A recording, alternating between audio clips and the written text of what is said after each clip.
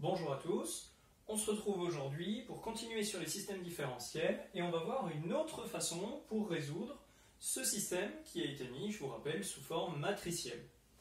Une autre manière, par rapport à celle que l'on a faite dans la vidéo précédente, est de diagonaliser cette matrice. Alors dans la vidéo précédente, j'ai précisé que la matrice n'était pas diagonalisable, c'était sous-entendu dans R.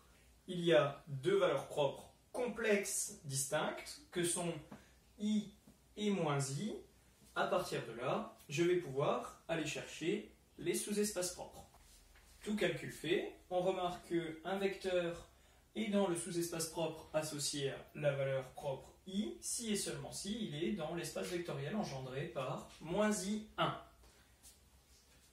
Le deuxième sous-espace propre est en fait l'espace vectoriel engendré par le vecteur I1. On a trouvé un espace de dimension 1, un espace de dimension 1, on a donc au final un espace de dimension 2, la matrice est diagonalisable. On le savait puisqu'elle avait deux valeurs propres distinctes. Créons maintenant la matrice de passage.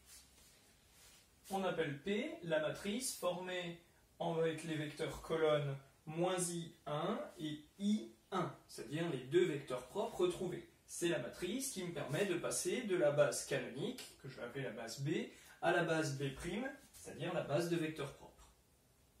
Calculons l'inverse de cette matrice.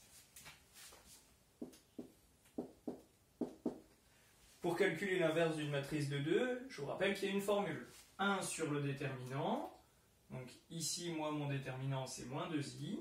Ensuite, j'échange le terme en haut à gauche avec le terme en bas à droite, et j'oppose les derniers termes.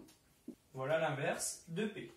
Je vous rappelle également la matrice diagonale que l'on obtiendra après changement de base. Voyons maintenant quelle relation lie E et D. On a toujours cette relation, on passe de E à D en multipliant D par à gauche par P et à droite par P-1. Voyons qui est exponentielle de D. Une fois que j'en suis là, il me reste juste à faire la multiplication par P à gauche et la multiplication par P-1 à droite. Voilà, encore un peu de courage.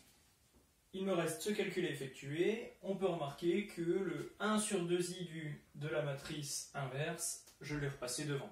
J'ai commencé par le produit de ces deux matrices. Voilà ce que j'obtiens. Il me reste juste à multiplier par la première matrice.